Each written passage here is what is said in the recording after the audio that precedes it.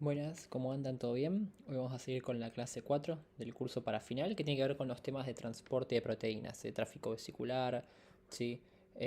Todo ese tema de vía endocítica, vía secretora, así que vamos a ver más que nada ese tema y si llegamos a ver, vamos a charlar un poquito sobre técnicas para proteínas, ¿sí? Así que bueno, vamos a arrancar, ¿bien? Entonces el tema que nos compete hoy es dinámica de las endomembranas, vamos con eso. Bueno, esto como modo de introducción, que ya saben, la célula eucariota, nuestras células, están compartimentalizadas, ¿sí? Su citoplasma está compartimentalizado, o sea que tenemos distintas membranas internas u organelas, orgánulos recubiertos por membranas con una función específica, tiene una función especializada, ¿sí? Estos sacos membranosos, ¿bien? Y en cada uno de ellos se da distintas funciones. A diferencia de las procariotas que no tienen citoplasma compartimentalizado, sino que todos los procesos ocurren en citoplasma, no hay organelas, tampoco hay un núcleo que contenga el ADN, así que todo ocurre en su citosol. Acá los eucariotas hemos evolucionado adquiriendo estas orgánulos o organelas, ¿no?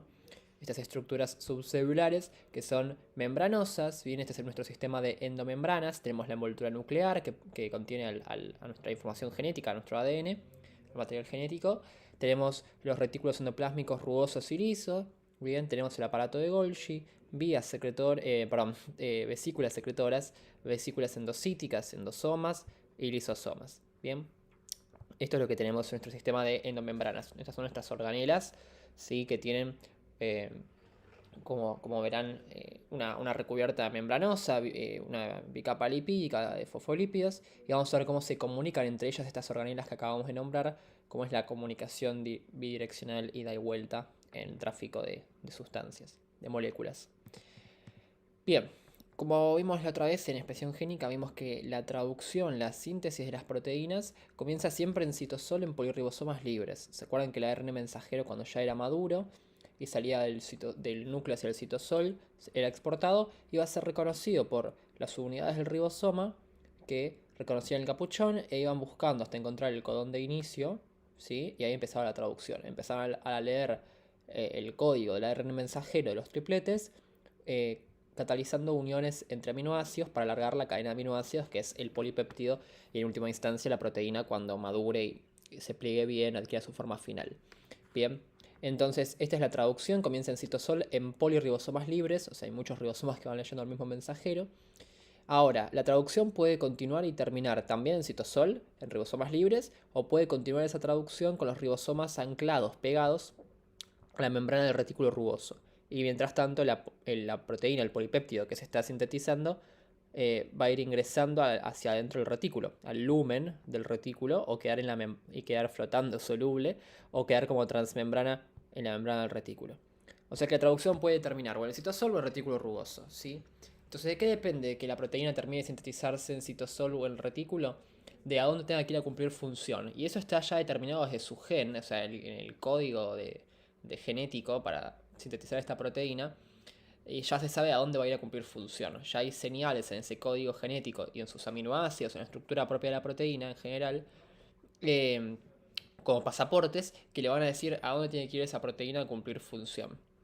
Entonces, por ejemplo, las proteínas que empiezan y terminan traducción en citosol en ribosomas libres son, por ejemplo, las proteínas citosólicas. O sea, ya se traducen y ya quedan ahí funcionales. Ejemplo, proteínas del citoesqueleto o muchas otras cosas que ocurren en citosol. También proteínas que tienen que ir hacia el núcleo van a terminar de traducirse en citosol, van a plegarse bien por chaperonas, van a adquirir su forma 3D final, acá en citosol, y una vez maduras van a ser transportadas hacia el núcleo. Ejemplo de proteínas que van al núcleo a cumplir su función, no sé, proteínas de la replicación del ADN, de la reparación del ADN, proteínas de la transcripción como factores de transcripción, proteínas que hacen el splicing al mensajero, hay un montón de proteínas que para estar en el núcleo se tienen que haber traducido en citosol y ahí ser transportadas. Lo mismo con las histonas. Después proteínas que tienen que ir hacia la mitocondria a cumplir función, hacia las membranas de la mitocondria o al interior, a la matriz mitocondrial. Esas proteínas también se terminan de traducir en citosol y ahí van. Y lo mismo con proteínas que van a peroxisomas, que es una organela que tiene que ver con la detoxificación de lípidos y bueno, ya lo veremos, pero también se traduce en citosol. Después, proteínas que terminan de traducirse en realidad en retículo rugoso, es decir, la traducción comenzó en citosol en ribosomas libres, pero casi que apenas comienza esa traducción, se va a translocar todo ese complejo, el ribosoma con el ARN, con la proteína, y se va a quedar anclado a la membrana del retículo rugoso. Y mientras sigue leyendo el mensajero, la proteína que se está sintetizando, que se va alargando, va a ir ingresando por estos como poritos hacia el interior del retículo rugoso. Puede ser que la proteína tenga función, su localización donde tiene que funcionar, sea en el retículo, o rugoso o liso, o desde acá puede ir por vesículas hacia al aparato de Golgi a cumplir función ahí, o puede que del Golgi ahí sea transportada a su destino final, por ejemplo a endosomas, a lisosomas, a la membrana plasmática, como una proteína transmembrana como receptores, o vaya a ser secretada hacia el exterior celular, es decir, la vesícula se fusione con la membrana plasmática y la proteína sea secretada, exocitada y sea una proteína de matriz extracelular. O por ejemplo las hormonas, los factores de crecimiento, mitógenos, proteínas de matriz estructurales como el colágeno, ¿no? Van a seguir esa vía secretora para ser exportadas. Entonces todas estas son las proteínas que terminan traducción en el retículo rugoso, ¿sí? Entonces, para ir a cada uno de esos destinos que les comenté, tenemos secuencias de aminoácidos. Las proteínas que están naciendo, que se están fabricando, son cadenas de aminoácidos, ¿bien? Algunas partes de la proteína, algunas secuencias de aminoácidos le dan la función a la proteína, otras le dan su estructura. Y otras secuencias de aminoácidos propias de la estructura de la proteína, del código de la proteína, funcionan como un pasaporte, que se llaman señales de localización, ¿sí? Estas secuencias señal son reconocidas para llevar a las proteínas a un lado o a otro. Depende cómo sea esa secuencia de aminoácidos, la proteína entonces tendrá un código para ser llevada al núcleo a funcionar, o a la mitocondria, o a peroxisomas, o a que termine traducción en el retículo. ¿Bien? Entonces, vamos a empezar con la primera, que es la señal de localización nuclear para proteínas que tienen que ingresar al núcleo, y señales de exportación nuclear para proteínas que están en el núcleo y deben salir al citosol. ¿Sí? Bien, leve repaso de la estructura del núcleo. Tiene una doble membrana, una doble bicapa de lípidos, o sea, la membrana externa, membrana interna, un espacio entre medio que se comunica con el retículo. Y la membrana está interrumpida por los complejos del poro nuclear. Estos complejos multiproteicos permiten un paso a través del núcleo selectivo de moléculas, ¿sí? Tenemos esta forma de canasta en el interior, estos pelitos en el exterior. Acá todo en amarillo la lámina nuclear, que es una red de citoesqueleto, de filamentos intermedios que sostiene a la envoltura nuclear por dentro, donde se apoya la membrana interna del núcleo.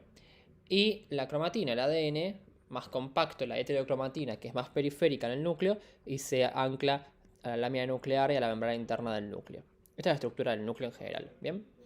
Entonces, si una proteína tiene su pasaporte correcto para poder ir al núcleo, tiene una secuencia de aminoácidos, la proteína, propia de su estructura primaria, para ser reconocida y ser llevada al núcleo, por ejemplo, las proteínas de replicación, como la ADN polimerasa, la helicasa, o los factores de transcripción, o bueno, muchas proteínas que tienen que ingresar al núcleo, tienen que tener una secuencia de aminoácidos específica que va a ser reconocida para decir, ah, vos tenés que ir al núcleo, te llevamos, ¿no? Si la secuencia está correcta, la proteína va a ingresar al núcleo, acá vean que están tenidos o marcada la proteína y bien vemos que hay fluorescencia dentro del núcleo. Pero si esa secuencia de aminoácidos está cambiada porque hay una mutación en su gen, ¿sí? El gen de esta proteína está mutado, están cambiadas las secuencias de nucleótidos y por lo tanto quizás se cambia un aminoácido por otro, se incorpora un aminoácido incorrecto porque está dañado el código. Esto es un cambio de sentido, ¿no? Cambiar un aminoácido por otro. Esta mutación va a generar que la secuencia esta no sea reconocida para hacer llevar la proteína a su destino y la proteína en vez de ir al núcleo se queda donde fue fabricada, donde fue sintetizada, o sea, se acumula en citosol. ¿Sí? Se fabrica, pero no es reconocida para ser llevada al núcleo, con lo cual no va a su destino a funcionar. Bueno, la célula empieza a fallar porque no está fallando esa función, porque la proteína no está en su lugar, y se empieza a acumular, por ejemplo, en un lugar incorrecto, como en este caso el citosol. ¿Sí? Esto también es una mutación con pérdida de función, cuando las proteínas no van a sus localizaciones correctas a funcionar. ¿Cómo se transporta hacia el núcleo? Bueno, la proteína que tenemos que llevar, que tiene que ir al núcleo a funcionar, la vamos a llamar proteína carga o cargo. Y esa proteína, acá tiene una secuencia de aminoácidos, un pedacito de la proteína es la señal de localización nuclear. Esa señal, esa secuencia va a ser reconocida por proteínas importinas, que son las que transportan a proteínas que tengan esa secuencia señal hacia el interior del núcleo. Pero aparte, vamos a ingresar, una vez que la lleva adentro, la suelta y la proteína puede funcionar, la importina vuelve a salir del citosol y puede seguir metiendo proteínas al núcleo. Pero no van solas. Otras proteínas que tienden a ingresar al núcleo son proteínas G, RAN, de la familia RAN, Estas proteínas G o GTPasas son enzimas que pueden estar en dos estados, variar en estar inactivas, que son proteínas unidas a un nucleótido de GDP, miren como el ADP, bueno, es un nucleótido de guanina, azúcar y 2-grupofosfato. Esta proteína está inactiva.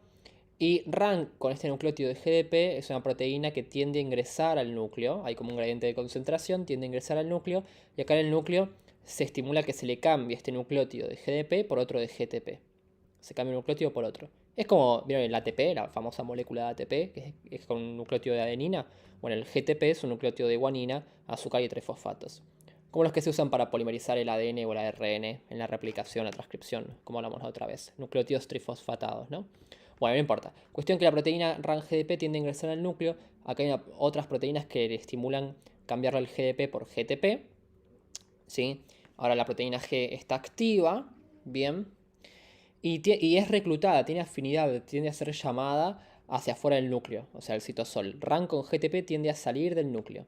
Y acá la proteína es activada, la proteína G, y como es una GTPasa, una enzima que es una GTPasa quiere decir que puede romper la unión entre fosfatos, romper ese GTP, sacar un fosfatito y volverlo GDP.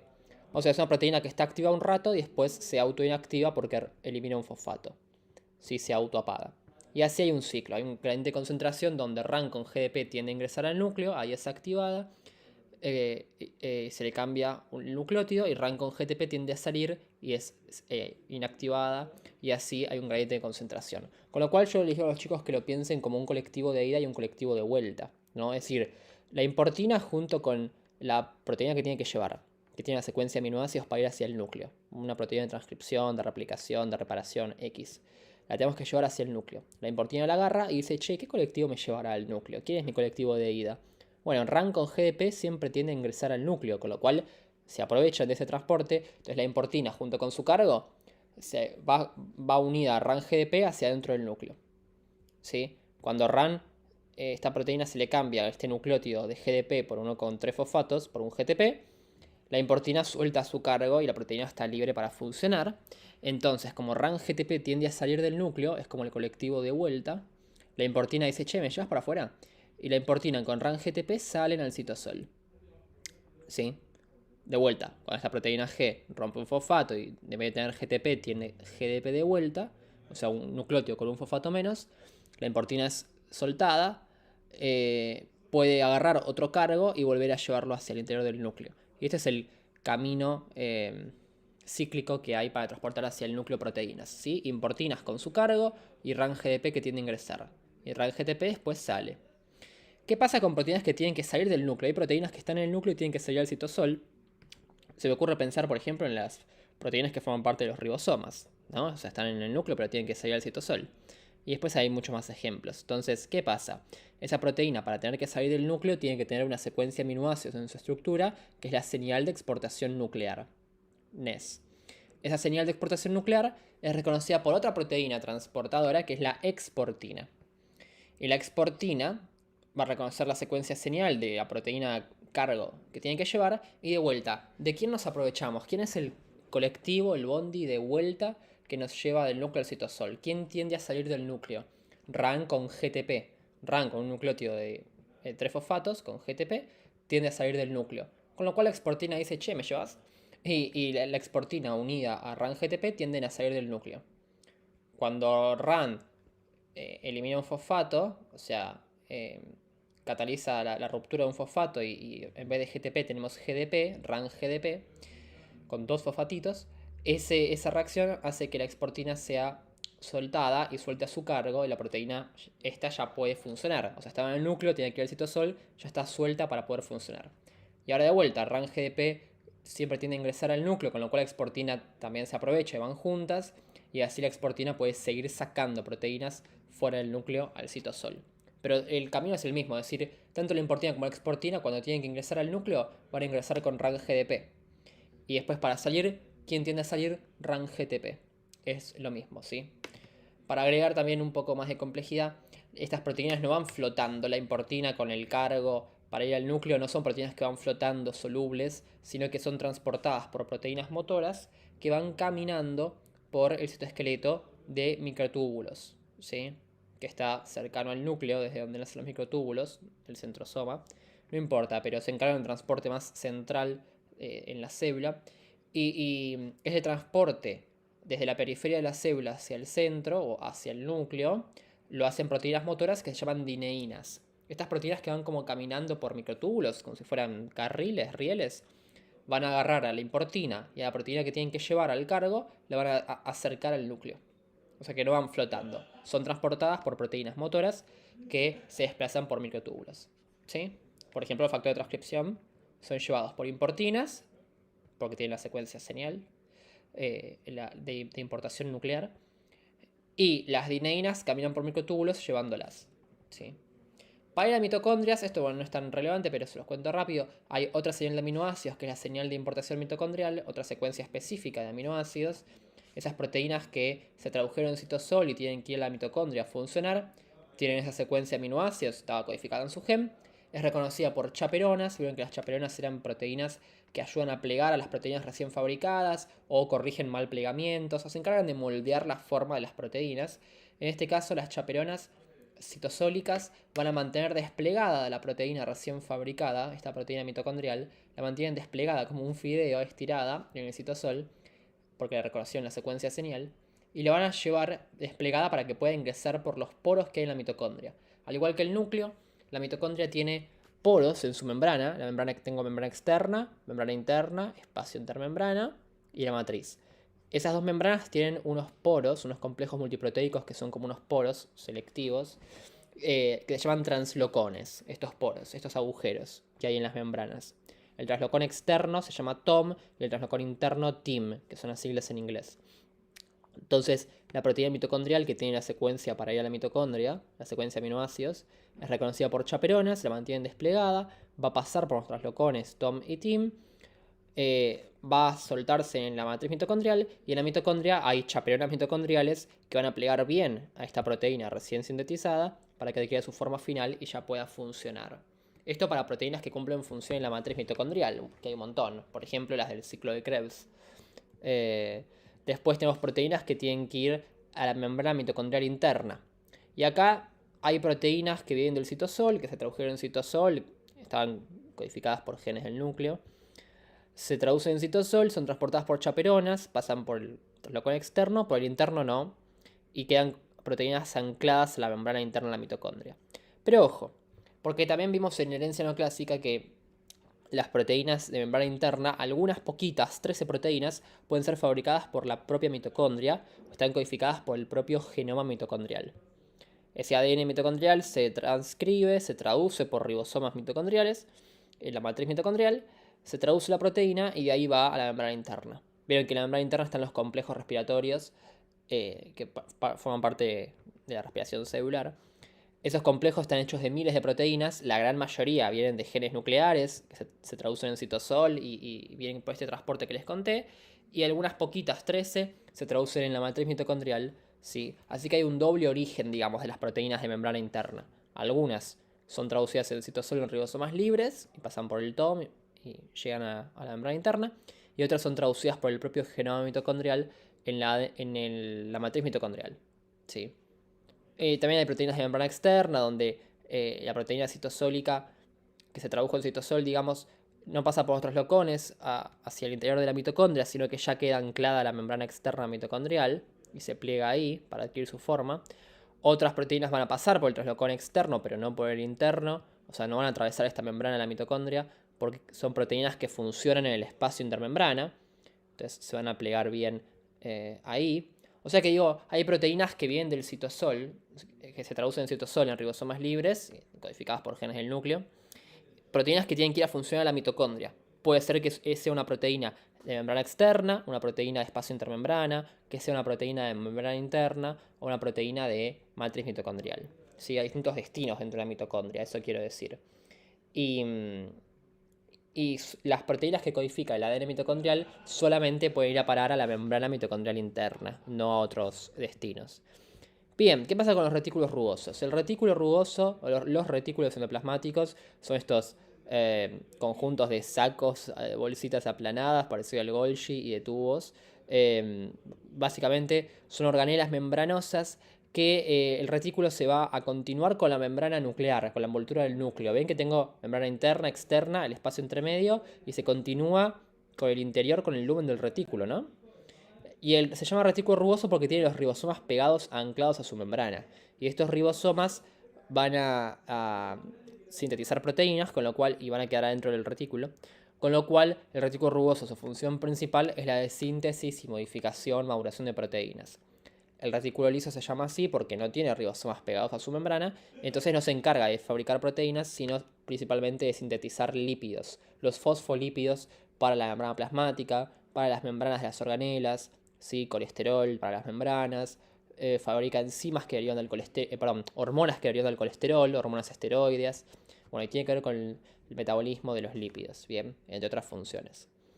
Esto lo ven en esto, ¿no? Como las células que tienen un retículo rugoso más desarrollado son más basófilas en su citosol, y las que tienen un retículo liso más desarrollado tienen un citoplasma más acidófilo pálido por la presencia de lípidos. El otro se ve basófilo por la presencia de los ribosomas que tienen ARN, y el ARN se va a tener violeta, ¿no? Entonces ese ARN ribosomal se va a tener el citoplasma de una basofilia más intensa, ¿no? Bueno, esto es dato de color, estas son las células de los ácidos pancreáticos, y estas son células de Leydig, del testículo. Sí, bien, esto es más para mezclar con esto. Bien, entonces las proteínas que tienen que ir a determinar traducción al retículo rugoso tienen que tener una secuencia de aminoácidos específica, la proteína en su estructura, y esa cadena de aminoácidos se llama péptido señal. Bien. Cuando el ARN mensajero es reconocido por las subunidades del ribosoma, y el ribosoma encuentra el codón de inicio y empieza a leer el mensajero, empieza a traducirlo, a unir aminoácidos, ya apenas empieza la traducción, los primeros aminoácidos que se van a pegar y la primera cadenita de aminoácidos que se hace es esta secuencia específica que se llama péptido señal. Esa péptido señal es reconocida por un complejo de ARN y proteínas que se llama partícula de reconocimiento de la señal, o PRS en español, o SRP en inglés. Este complejo de ARN y proteínas va a reconocer la peptidoseñal que se acaba de formar y va a translocar, va a transportar todo este complejo del mensajero, el ribosoma, la proteína naciente, hacia el retículo rugoso. ¿No? Como siempre, la traducción comienza en citosol en ribosomas libres, pero van a ser translocados al retículo. Acá hay un receptor para la PRS, para esa partícula de reconocimiento. Entonces, cuando se une, el ribosoma ya queda acoplado, pegado a la membrana del retículo. Y mientras siga leyendo el mensajero y siga alargando la proteína, sintetizando el polipéptido, la proteína va a ir ingresando, pasando por una especie de poros que hay también en el retículo que se llaman translocones. La proteína va a ir ingresando, ¿sí? La peptidoseñal se corta y la proteína ya puede quedar en el interior del retículo, en el lumen, flotando como una proteína soluble, ¿sí? Que va a ser plegada por chaperones, se va a adquirir su forma final, y acá va a viajar por vesiculitas hacia distintos destinos. Puede que sea una proteína que funcione acá en el retículo, en su lumen, o en el interior del Golgi, o que vaya a lisosomas, o a secretarse a la matriz extracelular, que sea una proteína de secreción. Bien. Acá vemos lo mismo, como el ribosoma está leyendo el mensajero en el citosol. Acá son los ribosomas libres. La peptidoseñal que se formó es reconocida por la PRS. Va a transportar todo este complejo hacia la membrana del retículo rugoso cuando se unen receptores. El ribosoma queda acoplado al retículo y mientras sigue traduciendo, el polipéptido que están haciendo va ingresando, ¿no?, al lumen, a la luz del retículo, al interior del retículo. La peptidoseñal se corta y la proteína queda suelta, soluble en el interior del retículo, y de ahí puede ir a distintos destinos, depende, bueno, cuál sea su destino, que es la célula sabrá, entre comillas. Puede que sea una proteína que va a funcionar al retículo, al Golgi, a lisosomas, o a secretarse al exterior. Bien. Cuando es una, no tengo acá el ejemplo, pero cuando es una proteína de membrana plasmática, en realidad lo que pasa es que se va traduciendo la proteína, pero queda anclada a la membrana plasmática. Entonces, cuando termina de traducirse, es una proteína que... Perdón, estoy diciendo mal. Cuando tiene que ir a la membrana plasmática, la proteína se va traduciendo, pero queda transmembrana anclada, atravesando la membrana del retículo. Eso quiere decir. Queda como una proteína transmembrana del retículo. ¿Sí? Y cuando termina de traducirse, va a viajar por vesículas que derivan de esta membrana. Piensen que esta membrana ahora se alarga, se hace una vesícula, con la proteína atravesando la membrana de la vesícula. Y ahí va a ir al Golgi y ahí a la membrana plasmática. Pero quiere decir que en todo su trayecto va a ser una proteína transmembrana que va a estar enterrada en las membranas de las organelas y de las vesículas que se formen de ahí. Y cuando se fusione la vesícula con la membrana plasmática, esa proteína va a quedar como proteína transmembrana de la membrana plasmática. ¿Sí? O sea, las proteínas de membrana van a ser proteínas que queden transmembrana en el retículo. Y ahí viaja por vesículas. Y las proteínas de secreción que se tienen que escupir por afuera de la célula van a ser proteínas sueltitas, solubles en el interior del retículo, no ancladas a la membrana. Y van a viajar como flotando, sueltas en el interior de vesículas, no ancladas. ¿Sí? Esa es la diferencia. ¿Por qué? Porque la proteína que tiene que ir a la membrana plasmática tiene una señal de aminoácidos hidrofóbica que la mantiene anclada a la membrana plasmática. Bien, entonces, una vez que la proteína es traducida, termina de traducirse y queda, por ejemplo, en el interior del retículo rugoso, va a haber chaperonas en el retículo que la van a plegar bien a este polipéptido para tener la proteína madura, o sea que adquiera su forma 3D final y pueda funcionar. Cada proteína tiene una forma específica, una forma tridimensional específica. Y esas formas, ese plegamiento que tiene que hacer, se alcanza por la función de las chaperonas, ¿sí? Si la proteína estuviera alterada porque su gen está mutado y se ponen aminoácidos incorrectos, la proteína capaz no se puede plegar bien, no puede adquirir su forma final. Entonces se va a intentar corregir ese mal plegamiento, pero si no, la proteína va a ser marcada con ubiquitinas, secretada, o se va a sacar del retículo y se va a llevar al citosol, y el citosol va a ser degradada por el proteasoma. ¿Sí? Esas proteínas mal plegadas, mutadas, digamos. Bien, o sea que el retículo se encarga no solo de la síntesis de proteínas, el retículo rugoso, sino del plegamiento y del control de calidad de esas proteínas. ¿Sí? Bien, esto es lo mismo. Otras modificaciones que ocurren dentro del retículo es que se pueden formar glucoproteínas o glicoproteínas, es decir, que las proteínas se les va a agregar una cadena de azúcares, ¿sí? Una cadena corta de azúcares, o sea, un oligosacárido, y por el aminoácido donde se pone la proteína, se pega el azúcar, perdón, por el aminoácido al cual se le pega, que es su abreviatura o su símbolo es la letra N. Esta modificación se llama N-glicosilación, porque se agrega un azúcar en tal aminoácido, en el aminoácido N, ¿sí? Bueno, esto se da para formar glucoproteínas que van a ir solamente a la membrana plasmática, bien, van a ser proteínas que queden transmembrana en la membrana del retículo, y cuando llegue a la membrana plasmática la proteína va a mostrar, a exponer estos azúcares para afuera, para el lado extracelular. O sea, va a ser una proteína de membrana que muestre azúcares que miran para afuera, van a quedar mirando para la matriz extracelular, ¿sí? En parte esta glicosilación de proteínas la está marcando para que sea llevada, secretada, ¿sí? O llegue a la membrana plasmática. Así que bueno, la N-glicosilación ocurre acá en el retículo rugoso, ¿sí?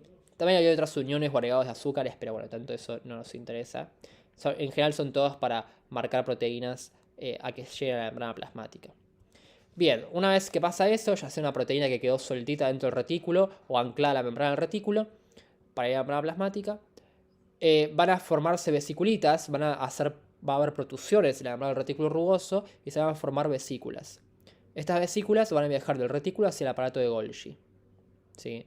La proteína, como dije, hay proteínas que van a quedar funcionando en el retículo rugoso, pero otras no. Entonces van a viajar por vesículas hacia el aparato de Golgi. Esta vesícula de membrana del retículo se fusiona con la membrana del Golgi y las proteínas que estén en el interior se sueltan en su interior, o las que estén en la membrana quedan en la membrana del Golgi. Y en el Golgi las proteínas siguen madurando. ¿Sí? En el Golgi ocurren un montón de reacciones de agregado de azúcares para seguir formando glicoproteínas o para etiquetar la proteína con azúcares a que sea transportada a un destino o a otro, ¿no? Como el Golgi es como la gran central del correo que marca, empaqueta vesículas, las marca, las etiqueta y las empaqueta en vesículas para que lleguen a un destino o a otro. Por ejemplo, proteínas que tienen que ir a lisosomas pasan primero por el Golgi, proteínas que van a la membrana plasmática o que se van a secretar al exterior de la célula. ¿Sí? De ahí el del Golgi también nacen vesiculitas para esos destinos. Entonces, en el aparato de Golgi, esa N-glicosilación que empezó en el retículo rugoso va a continuar acá en el Golgi y van a agregarse aminoácidos o cadenas de aminoácidos más complejos, más grandes, con carga eléctrica, pero no importa. Se va como complejizar esa maduración. Pero un agregado de azúcares que comienza en el Golgi por primera vez, digamos, es el agregado de un azúcar que se llama manosa. Esa modificación se llama manosa 6-fosfato y es para marcar a proteínas, enzimas, que tienen que ir a funcionar al lisosoma. Son enzimas lisosomales. no la estoy marcando para que sea degradada la proteína, sino que la estoy marcando con un azúcar para que vaya a su destino a funcionar, porque es una proteína que tiene que cumplir su función adentro del lisosoma, rompiendo otras cosas, por ejemplo. Y otra modificación que ocurre dentro del Golgi es la oglicosilación, que es el agregado de una cadena de azúcares a un aminoácido en su átomo de oxígeno. Por eso es oglicosilación. Así que esta maduración, la oglicosilación, comienza en el Golgi y la N-glicosilación comienza en el retículo. ¿Sí? Esas son las dos modificaciones de agregados de azúcares para formar glucoproteínas más importantes que hay en la célula. La N-glicosilación, ¿sí? O las proteínas con N-glicanos se formaron en el retículo y la oglicosilación o proteínas con O-glicanos se forma en el aparato de Golgi. ¿Sí? Bien, acá tenemos lo mismo un poco. Bla, bla, bla. Entonces, el Golgi se encarga de procesar proteínas, de glicosilarlas, de marcarlas con azúcares, ¿sí? De marcarlas a distintos destinos. Y también se encarga de sintetizar algunos lípidos o glicolípidos. O sea, lípidos que se les agregan también azúcares. Bien. Y desde el Golgi, como dijimos, va a haber tráfico de vesículas, o muchas vesículas van a pasar por el Golgi. También, por ejemplo, va a haber moléculas que vengan del exterior de la célula por vesículas endocíticas y vayan madurando como un lisosoma y se destruyan esas moléculas adentro del lisosoma, que es como el estómago de la célula. O esas vesiculitas vayan al Golgi y hay proteínas del exterior que se van a procesar acá en el Golgi o que van a volver al retículo, ¿sí? Para que se plieguen bien proteínas. O va a haber vesículas que nazcan del Golgi para la membrana plasmática o para secretar proteínas hacia el exterior o hormonas hacia el exterior. Bueno, esto es la vía secretora y la vía endocítica. ¿Sí? Estas son las dos vías que tenemos. Bien. Entonces, la secreción de proteínas o de moléculas, ¿sí? Cuando el Golgi manda vesículas que se fusionan con la membrana plasmática y el contenido de la vesícula se suelta hacia el exterior, a la matriz extracelular, tenemos dos vías, dos tipos de vías para secretar cosas. La secreción constitutiva y la vía secretora regulada. La secreción constitutiva o no regulada es cuando todo lo que la célula produce lo secreta, sin necesidad de ningún estímulo. O sea, fabrica cosas y las secreta, fabrica y las secreta, ¿sí? Por eso vamos a ver que una célula que se encarga de secretar proteínas o secretar cosas va a tener un citoplasma muy basófilo. Y yo con eso sé que es una célula que produce muchas proteínas. Uno puede pensar, che, pero si produce proteínas, ¿por qué no se ve rosa la célula? Que las proteínas se tiñen, ¿no? Así queda el citoplasma acidófilo. ¿Por qué no se ve rosa una célula que produce proteínas y secreta? Porque todo lo que fabrica lo escupe, lo fabrica y escupe. O sea, todas las proteínas que sintetiza las secreta de forma constitutiva sin ningún tipo de permiso. Entonces su citoplasma queda basófilo porque va a tener un retículo rugoso muy desarrollado, muchos ribosomas libres. Y como tienen ARN, vamos a ver el citoplasma violeta, basófilo, intenso.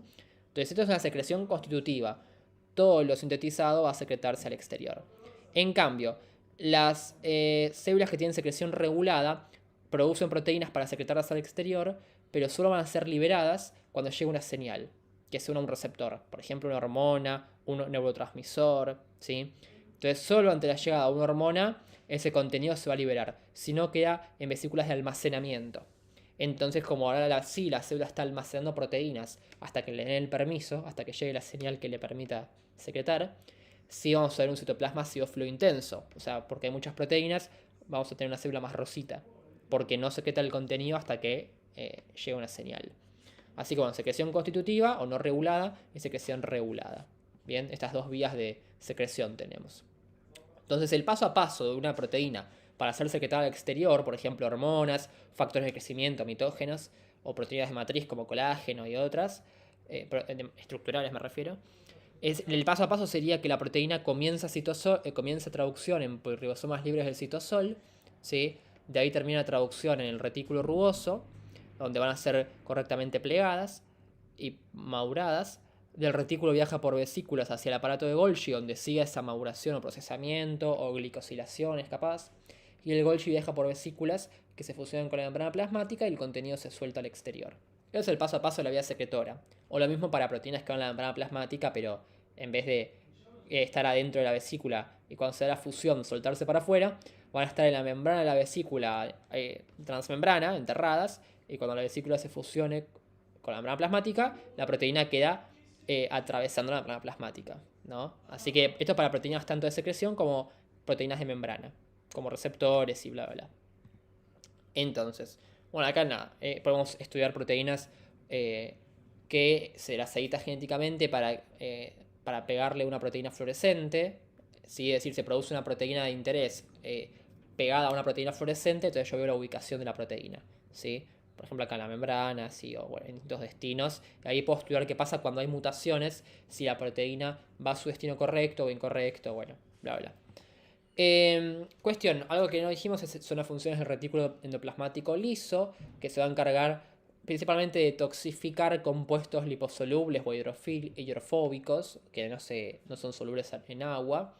Estos compuestos, como por ejemplo el alcohol y otras sustancias así lipídicas, van a metabolizarse, descomponerse en el retículo liso. También el almacenamiento de azúcares, el glucógeno, se va a descomponer en el retículo liso, por ejemplo durante ayunas. Va a sintetizar, como dije, los fosfolípidos y colesterol para la membrana plasmática y para todas las endomembranas, o sea, ese recambio de lípidos lo va haciendo el retículo liso. Va a fabricar hormonas que derivan del colesterol, que son las hormonas esteroideas, como las hormonas sexuales, ¿no? Andrógenos, estrógenos, los glucocorticoides, ¿sí? Y es el principal almacenador de calcio, el reservorio de calcio, ¿sí? Los cationes de calcio son importantes para la señalización, para las vías de señales que hay dentro de la célula, y se van a liberar y van a activar un montón de enzimas y va a haber cascadas de señales. Importantísimo. Así que piensen, por ejemplo, las células que se encargan principalmente de fabricar hormonas esteroideas van a tener un retículo liso muy desarrollado y por lo tanto un citoplasma acidófilo pálido por los lípidos, la cantidad de lípidos que fabrica y eso, que se borran con la técnica histológica de rutina y que el citoplasma más blanquito, con manchas blancas, ¿no? O HIE negativo, o ópticamente negativo.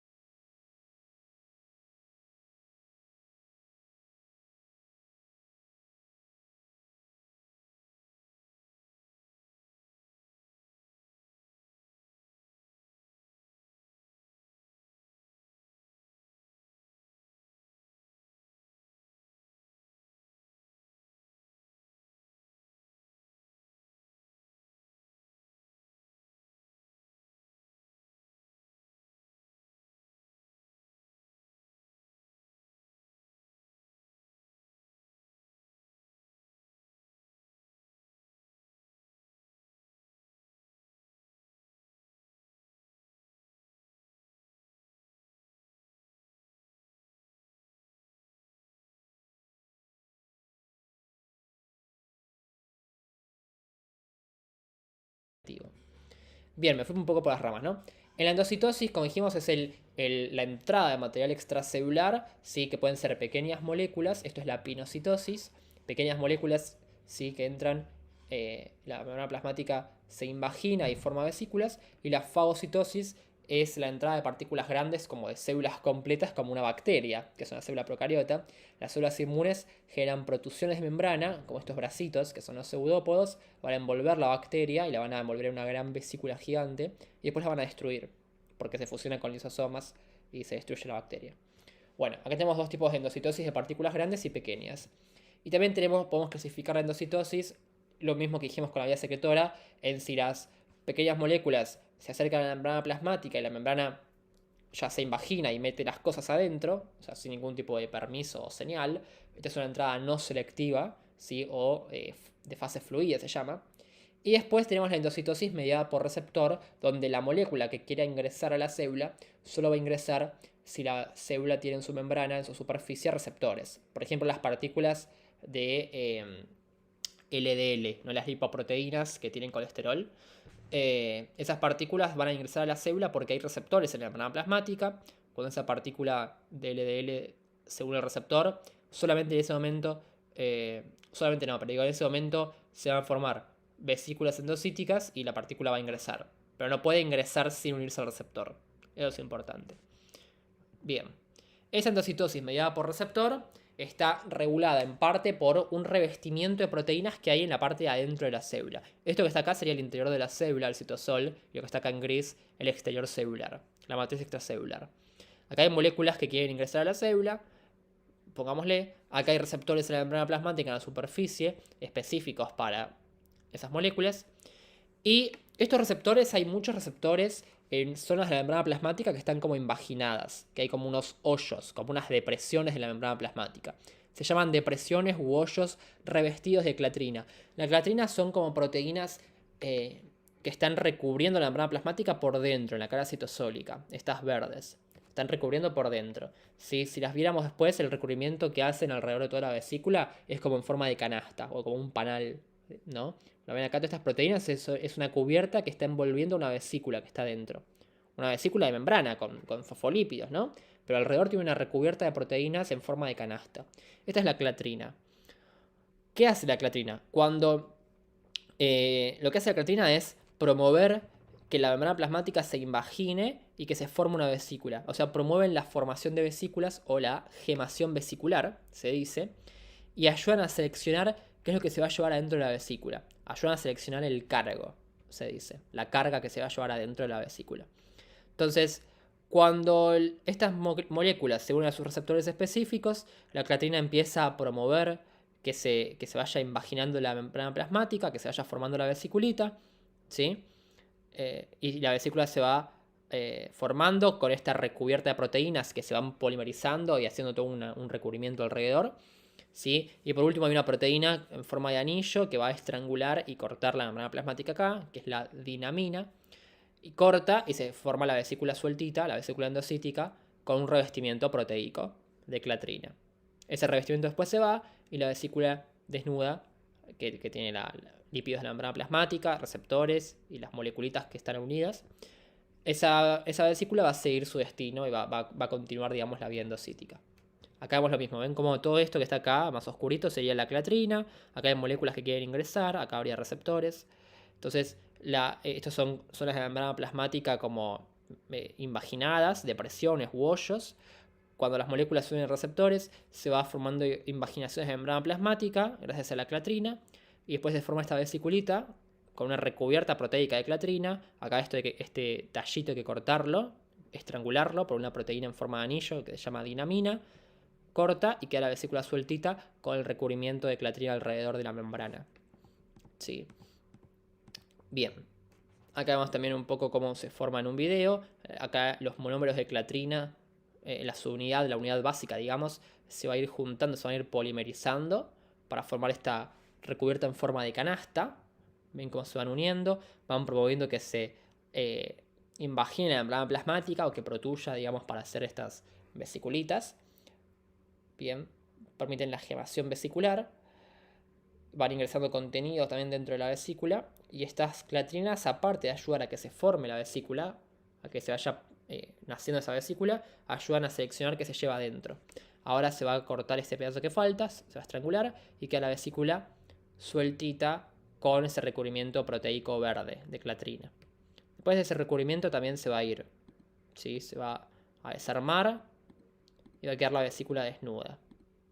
A ver, vemos cómo se empieza a desarmar y chau. Bien, entonces, ¿qué pasa durante la endocitosis? Por ejemplo, acá vemos lo mismo con el ejemplo clásico, es el de la partícula, la lipoproteína, ¿no? que tiene colesterol y proteínas.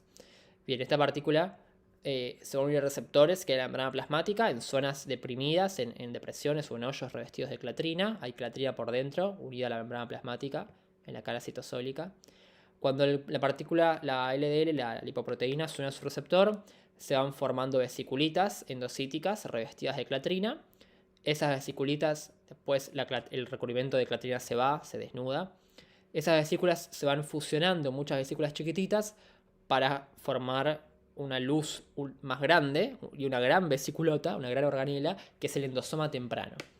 Estos endosomas tempranos están más periféricos a la célula, cerca de la membrana plasmática, porque acaban de formarse por la fusión de muchas vesículas pequeñas. Y todo el contenido de colesterol se va soltando acá. Todas esas partículas que ingresaron se van soltando acá y los receptores son reciclados por vesículas a la membrana plasmática de vuelta. Hay un reciclaje, ¿sí? ¿Por qué? ¿Por qué ahora en el endosoma temprano? Porque si esta vesícula, este endosoma, sigue madurando, se transforma en lisosoma, también se destruirían los receptores. Y para ahorrar y demás, se van reciclando. Si en este estadio, antes de que madure el endosoma, el receptor se recicla en la membrana plasmática y puede seguir llevando moléculas hacia adentro, ¿no? Bien. Este endosoma temprano va a recibir vesículas que vienen del Golgi con enzimas lisosomales. ¿Se acuerdan que las enzimas que van al lisosoma también se traducen en retículo rugoso, van al Golgi, se les agrega una marca de azúcares que se llama manosa? Esa enzima lisosomal viaja por vesículas desde el Golgi, se fusiona con el endosoma temprano y el endosoma, ahora tengo un endosoma tardío. Y acá en la membrana del endosoma no se está mostrando, pero habría bombas de protones, de iones de hidrógeno, pequeños como canalcitos, que con gasto de energía van metiendo iones de hidrógeno acá al interior a la luz del endosoma. Y al haber muchos iones de hidrógeno, se dice que el pH se acidificó o disminuyó el pH, y solo ante ese pH ácido, las enzimas lisosomales, que venían del Golgi, se van a activar. Porque si se activaran en otros momentos, romperían toda la célula, porque son enzimas que rompen cosas. Se llaman hidrolasas ácidas. Hidrolasas porque hidrolizan, porque rompen moléculas, ácidos nucleicos, proteínas, azúcares, lípidos. Rompen la unión entre monómeros, ¿sí? Y generan fragmentos más pequeños. Esas enzimas que rompen cosas se activan solo a pH ácido para funcionar solo dentro del lisosoma y que no rompan todo. Así que bueno, ahí se activan las enzimas lisosomales, tengo un lisosoma maduro y las enzimas rompen todo lo que ingresó. En este caso se rompen las proteínas de esta lipoproteína y se reciclan los aminoácidos, se rompe el colesterol y se forman, digamos, monómeros o un colesterol más básico, más pequeño, que también se va a reciclar para formar nuestras membranas plasmáticas y nuestras endomembranas. Y ahí está el reciclaje de componentes de las unidades básicas de los monómeros. Pero bueno, ven cómo es la vía endocítica, desde vesículas endocísticas revestidas, endosoma temprano, endosoma tardío, lisosoma. ¿Sí? Acá vemos lo mismo. Bien, acá veríamos dos cosas, la vía secretoria y la vía endocítica. Primero, como un receptor, en este caso de lipoproteínas, se traduce en retículo, viaja al Golgi y el Golgi viaja a la membrana plasmática. Toda esa vía de secreción. Y acá ahora se une a su ligando, a la partícula de lipoproteína. El receptor se invagina porque hay, en realidad no lo muestran acá, pero hay un recubrimiento de clatrina que ayuda a esta endocitosis, mediada por receptor. Esas vesículas endocíticas, muchas vesiculitas se van fusionando para formar un endosoma temprano. Los receptores se reciclan, se van. Estas partículas de lipoproteína, esta partícula grande, después se va a destruir en lisosomas, ¿no? Y se van a liberar los componentes principales para formar nuestras propias biomoléculas, ¿no? Aminoácidos, el colesterol. Vieron que a partir de moléculas grandes nosotros las rompemos, las metabolizamos y con los ladrillos de construcción construimos nuestras propias biomoléculas, nuestras propias proteínas, lípidos, ¿no? Esa es la idea del metabolismo, ¿no? Del catabolismo y anabolismo.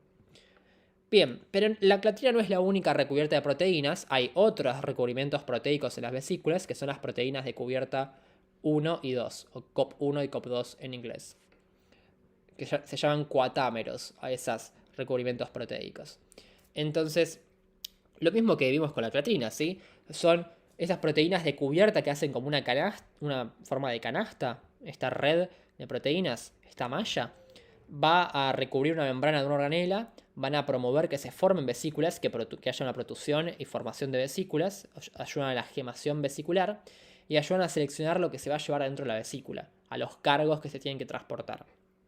Después esa vesícula con membrana y con la recubierta proteica, COP1, COP2, clatrina, va a ser transportada por proteínas motoras que van a caminar, van a desplazarse por fibras del exoesqueleto, por microtúbulos o actina, que transportan las vesículas de una organela a otra. ¿Sí? Entonces, las vesículas que nacen del retículo y van hacia el aparato de Golgi tienen un recubrimiento proteico de COP2, ¿no? Las que van al revés, del Golgi al retículo, es con un recubrimiento de COP1. Esas mucho no nos van a importar, pero supongamos que al Golgi llega una proteína que por algún defecto se vuelve a plegar mal o está mal plegada, entonces el Golgi la envía de vuelta al retículo para que la pliegue bien y se la mande otra vez. Las vesículas, por ejemplo, dijimos que hay proteínas que terminan de traducirse en retículo rugoso porque tenían la peptidoseñal, ¿no? Y de ahí tenían que viajar al Golgi, algunas proteínas, no las que van a funcionar al Golgi o al lisosomas o a la membrana o a secretarse. Entonces, ¿cómo viajan del retículo al Golgi esas proteínas? Ya sea que estén sueltas adentro de la vesícula o la membrana de la vesícula. Bueno, porque la vesícula que se forma tiene un recubrimiento de COP2 y con esa vesícula recubierta viajan al Golgi. Después la vesícula se fusiona su membrana con la membrana del Golgi, todo el contenido se suelta adentro, se suelta a la luz del Golgi o queda la membrana, la proteína del Golgi. Y de ahí va a viajar por vesículas que nacen del Golgi con un recubrimiento de clatrina, ya sea para ir a endosomas, y son proteínas lisosomales, o para ir a la membrana plasmática, porque es una proteína de membrana o que se secreta al exterior, va a ser por vesículas recubiertas de clatrina.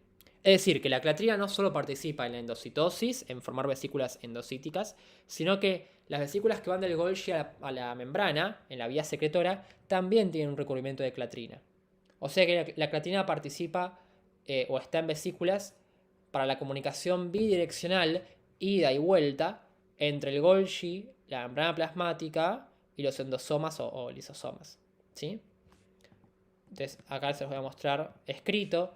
Las vesículas cubiertas con COP2 van del retículo al Golgi, las que tienen una recubierta de COP1 al revés, y las que tienen una cubierta de clatrina son vesículas que pueden ir de forma bidireccional entre el Golgi, membrana plasmática y endosoma.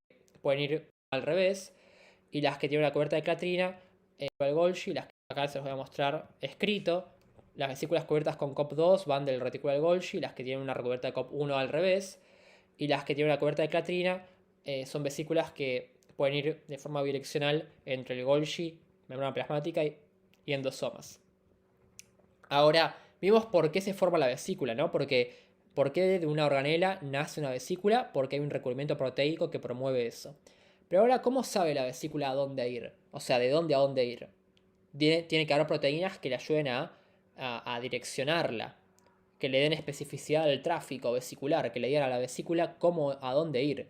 ¿Sí? Como las personas que dirigen el tráfico de autos. ¿Sí? Tiene que haber eso. Y después esa vesícula tiene que poder fusionar sus lípidos o acercarse y fusionarse con la organela de destino. Por ejemplo, entre retículo y Golgi membrana plasmática. Esa vesícula tiene que fusionar sus membranas con la organela para soltar su contenido. Entonces hay que ver 3 pasos para el tráfico vesicular, tengan en cuenta. Formación de la vesícula, gemación vesicular, que depende de cubiertas proteicas.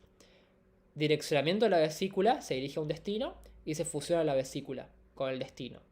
Bueno, vamos a ver esas dos cosas. ¿De qué depende? Hay unas proteínas G distintas a las que vemos para el tráfico en el núcleo, pero funcionan de la misma manera. Proteínas que están unidas a nucleótidos de GDP o de GTP y que tienen una afinidad o un gradiente de concentración que van de un lado a otro, como vimos en el transporte del núcleo, pero en vez de llamarse RAN, son de otra familia de proteínas G que se llaman RAB, con B larga. Bueno, estas proteínas G RAB están en las membranas de las organelas y en las membranas de las vesículas, y hay distintas RAB depende de dónde nacen. Y va a haber distintas proteínas como si fueran receptores, efectores se llaman, para cada RAB. Es decir, ¿por qué las vesículas que nacen del retículo rugoso van directamente al Golgi y no a otro lado? A la membrana directamente. Porque las vesículas que nacen del retículo tienen ciertas proteínas G RAB y sus receptores específicos están en el Golgi, como si fueran llaves y cerraduras, y ahí se da la especificidad en el tráfico. Entonces, las proteínas G que nacen del retículo van a tener más afinidad por los receptores que hay en la membrana del Golgi, y por eso hay un tráfico bien dirigido, bien específico entre el retículo y el Golgi. Lo mismo para vesículas que nacen del Golgi, tienen que ir a la membrana plasmática o a endosomas. Va a haber distintas RAB, distintos receptores de RAB para cada destino, ¿sí? Y los cambios de la proteína G, que cambia de GDP a GTP, hacen que se mantenga esta fluidez o este gradiente de concentración, ¿sí? Acá vamos a ver que hay distintas RAB en distintas organelas. Estas fotos son más complejas, pero solo para mostrar que depende de dónde nace la vesícula, va a tener distintas RAB y va a haber distintos receptores de RAB en otros destinos puntuales. Por eso son las proteínas que le dan especificidad, direccionamiento al tráfico de las vesículas. Y después, ¿cómo se fusiona la vesícula con su organela de destino? Porque hay otras proteínas transmembrana, en la membrana de la vesícula y en la membrana de la organela target, que se llaman proteínas SNARE o complejos SNARE. En la membrana de la vesícula tenemos una B-SNARE o B-SNARE. En la organela target o blanco, donde tenemos que ir, tenemos una T-SNARE, T-SNARE. Y estas proteínas van a como enrollarse, ¿sí? Va a acercarse la vesícula a la organela de destino, porque está direccionada por las RAB. Las SNARE de la vesícula reconocen a la membrana de la organela de destino, se van a enroscar y tironear, van a como atraccionar para que la vesícula se acerque a la membrana plasmática. Y de forma natural, espontánea, los fosfolípidos se fusionan, se unen y el contenido de la vesícula se suelta al interior de la organela. Como vemos acá, por ejemplo, en el tráfico en las neuronas para neurotransmisores, en la sinapsis, tengo una vesícula con una cubierta proteica, tengo RAB que le dan especificidad, y tengo SNARE en la organela target, por ejemplo en la membrana plasmática, y esta vesícula viene en el Golgi. Entonces, las SNARE se cruzan, se enroscan, tironean, se acerca a la vesícula y fusionan sus lípidos con la membrana de destino. Esta animación lo muestra mejor. Vean cómo. Vamos a esperar que empiece de vuelta. Tengo las SNARE celestitas, acá unas rojas y verdes en la organela target, ¿sí? Y otra en la vesícula, ¿no? Entonces cuando las SNARE se acercan, se enrollan, como que se enroscan, tironean para acercar la vesícula a la membrana de destino, y los fosfolípidos se fusionan y el contenido se suelta. Por ejemplo, para proteínas que van dentro del retículo hacia dentro del Golgi, o del Golgi se van a soltar al exterior celular, a la matriz, porque esto es membrana plasmática. También si hubiera proteínas de membrana van a quedar, ven, en la membrana plasmática ancladas, ¿sí? Entonces, bueno, las SNARE permiten la fusión entre membranas de la vesícula con una organela blanco o target. Bien, acá lo mismo ven para la sinapsis, cuando una neurona presináptica, digamos, suelta sus neurotransmisores para este espacio. Acá que es la hendidura sináptica. También esta vesícula con neurotransmisores va a fusionarse con la membrana plasmática por medio de SNARE, de proteínas SNARE. Y ahí los neurotransmisores se sueltan al espacio de la sinapsis. Sí. Acá les quería mostrar lo mismo. Que vean que piensen que las vesículas no es una vesícula que tiene solo fosfolípidos y ya. O el recubrimiento de clatrina, COP1, COP2. Hay un montonazo, pero una contra variedad de proteínas en la membrana de una vesícula, que le van a dar especificidad para dónde tiene que ir, que van a ayudar a la fusión, y hay un montón de proteínas, ¿se entiende? Y acá lo ven mejor en esta fotito, está buena. Ven la membrana de una vesícula, una membrana target, por ejemplo la membrana plasmática. Acá tengo un SNARE, acá tengo otras. Entonces se enroscan, sí, acá ven, se va acercando la vesícula. Se enroscan las SNARE, tiran, traccionan para acercar la vesícula más a la membrana plasmática. Se van a acercar mucho, los fosfolípidos se fusionan y el contenido se suelta. Bien, y ahí se da la exocitosis entonces, bien, en la liberación de los neurotransmisores al espacio sináptico, a la hendidura. Bien. Y por último, lisosomas dijimos que son organelas también membranosas, que se encargan de la digestión, ¿sí? De la descomposición, del catabolismo, ¿no? De la hidrolización, de la hidrólisis de componentes. Tenemos enzimas que se activan solo a pH ácido, las hidrolasas ácidas, que se encargan de degradar, de descomponer biomoléculas o polímeros biológicos. Por ejemplo, hay proteasas que van a romper proteínas para que podamos usar y reciclar esos aminoácidos.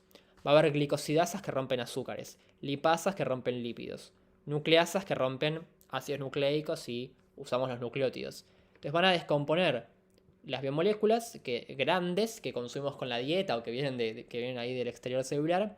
Las van a descomponer para obtener los ladrillos mínimos, las unidades básicas, los monómeros, y los vamos a reciclar para formar nuestras propias biomoléculas, nuestros propios ácidos nucleicos, proteínas, azúcares, lípidos.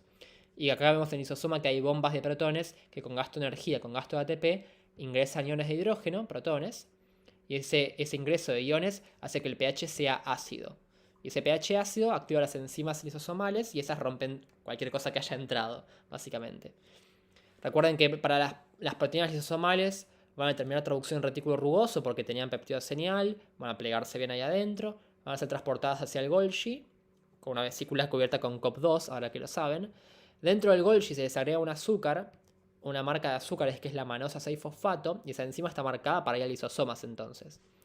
Va a viajar desde el Golgi, viaja con una vesícula recubierta de clatrina hacia endosomas, y una vez adentro del endosoma, este va a madurar, transformarse en lisosoma, se hace el pH ácido, y la enzima de esas ahora se activa y puede destruir, degradar todo lo que entró, ¿no?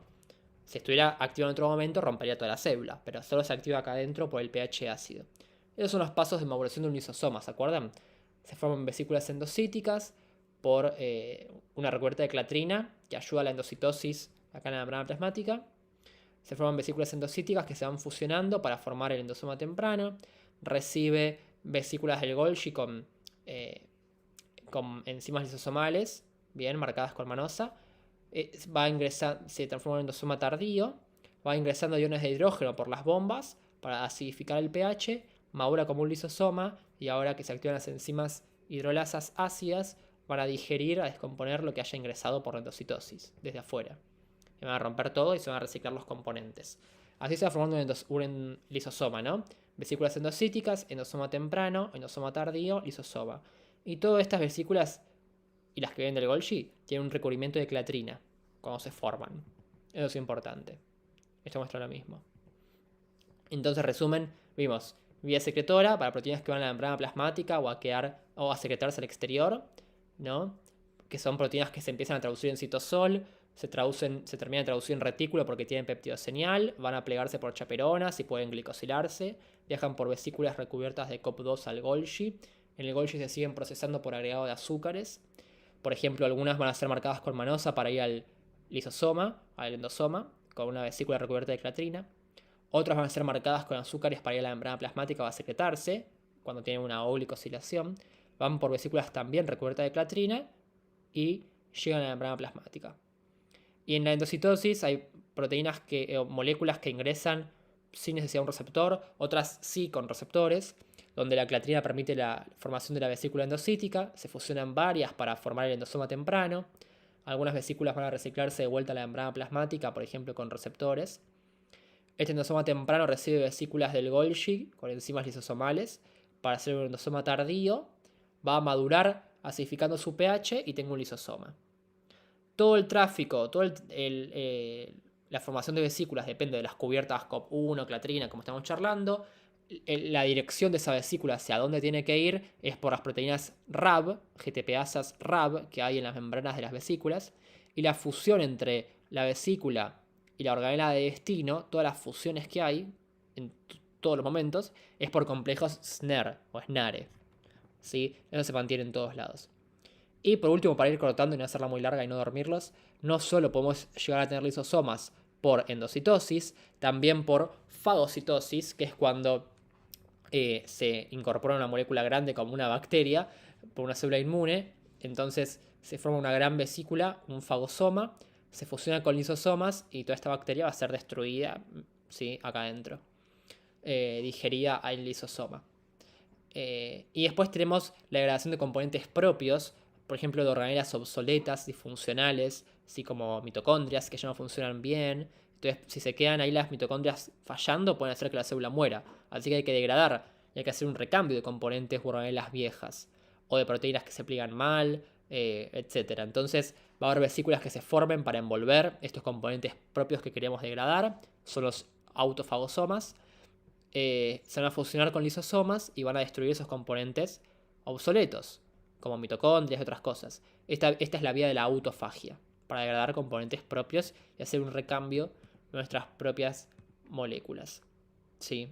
Como dice acá, hay un recambio gradual de los propios componentes de la célula y es fundamental para evitar la apoptosis. ¿Sí?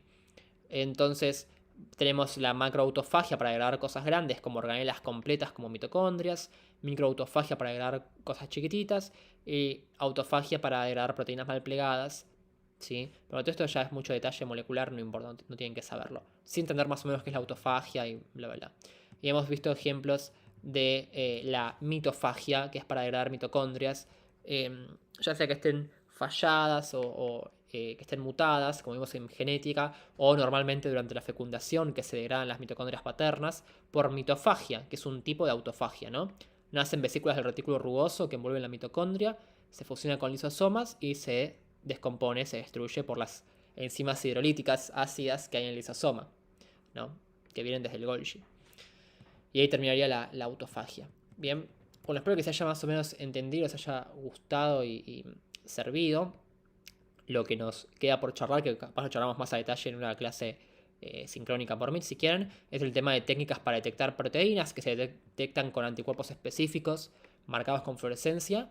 Cuando el anticuerpo se pega a una proteína de interés, hay fluorescencia y yo puedo ver con color dónde está la proteína adentro de la célula o cuánta cantidad hay, ¿sí? O si está o no está. Eso es la inmunofluorescencia, la inmunistoquímica, que es lo mismo, y con Western blot que podemos medir si hay o no hay una proteína y en qué cantidad, ¿no? Bueno, ya después la próxima veremos un poco más a detalle técnicas, ¿bien? Así que bueno, espero que les haya gustado, servido, estamos hablando y cualquier duda me mandan al grupo o lo vemos en clase, ¿sí? Nos vemos.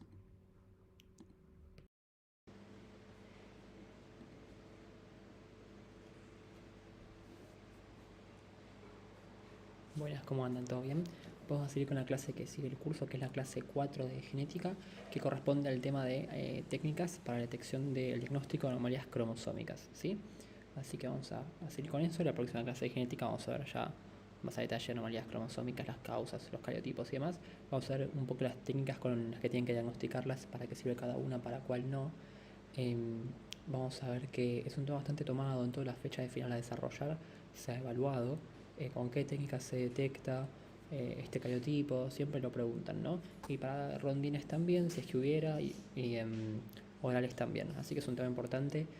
No entender el paso a paso de las técnicas, no porque lo evalúen, digo, si está bueno entenderlo, pero más que nada entender para qué sirve cada técnica y para qué no, o cuándo es conveniente usar una u otra. Entonces, la ciencia que estudia los cromosomas es la citogenética. Entonces, las técnicas de citogenética son las técnicas que permiten la visualización de cromosomas, ¿no? Que es el grado más alto de compactación de la cromatina, como ya saben. Tenemos la técnica clásica, que es el cariotipo, y técnicas que nos permiten visualizar mutaciones más pequeñas, que son las técnicas de citogenética molecular, como FISH, Milk-Array y secuenciación de alto rendimiento. Vamos a partir de la base teórica de que acá tenemos el ADN en interfase, no compacto en cromosomas. Cada cromosoma es una única molécula de ADN, una doble hélice, como vimos en la clase 1 de biología, a partir de secuencias que le dan estabilidad y mantienen, participando en el mantenimiento del ADN. Tenemos las secuencias de orígenes de replicación o secuencias ORI, y en estas secuencias se van a unir complejos proteicos y desde estos puntos del ADN, muchos puntos en simultáneo, va a comenzar la duplicación, la síntesis de ADN en fase S del ciclo celular, como vimos en la clase 1. Esto solamente para las células que están en ciclo celular, obvio. Entonces, desde varios puntos se generan horquillas de replicación, el ADN se duplica, cada una de las hebras de esta doble hélice va a ser molde para una nueva hebra hija, y al final tenemos dos dobles hélices, dos cadenas, dos moléculas de ADN totalmente idénticas, hermanas. Son las dos patitas de un cromosoma, o las cromátides hermanas. Ahora tengo 46 cromosomas, pero duplicados. Cada cromosoma está copiado, ¿sí? Tiene sus dos patas. Esto es la interfase. Cuando llegamos a la fase M, a la metafase, ¿sí? El ADN se compacta, se condensa y se forman los cromosomas, que es el grado más alto de empaquetamiento de condensación de la cromatina. Acá tengo los cromosomas con sus extremos, los telómeros, el centrómero, donde se unen proteínas, hay complejos que se llaman cinetocoro, donde encastran los microtúbulos del uso mitótico. Acá tengo los orígenes de replicación. Y esto es un cromosoma duplicado, por ejemplo, el cromosoma 1 paterno, que tiene sus dos patas, sus dos moléculas, ¿no? Las cromátides hermanas, que están unidas por el centrómero. En anafase se van a separar las cromátides del centrómero, se van a separar, ¿sí?, por el uso mitótico, y tengo una molécula de ADN en cada célula hija. O sea, cada cromosoma duplicado se va a separar para que las dos células hijas hereden la misma cantidad de ADN. Bien, cromosomas simples, de a pares, todo, pero sin duplicarse. Esto en mitosis estamos hablando, ¿no? Bien, y después el ADN se descondensa. Acá tenemos una foto de cromosomas. Acá tenemos lo mismo, una microscopía electrónica de barrido, los vemos en 3D. Sabemos que los cromosomas se clasifican por la posición del centrómero, por la forma del cromosoma, por la morfología. Tenemos cromosomas metacéntricos que tienen el centrómero totalmente en el medio, o sus dos brazos, el de arriba y el de abajo, miden lo mismo. Si decimos que el centrómero está equidistante a ambos brazos, son los cromosomas metacéntricos. Hay cromosomas que tienen el centrómero un poco más desplazado hacia arriba, y acá ya notamos que hay un brazo corto y un brazo largo. Todos los cromosomas por convención se llama el brazo de arriba brazo corto y el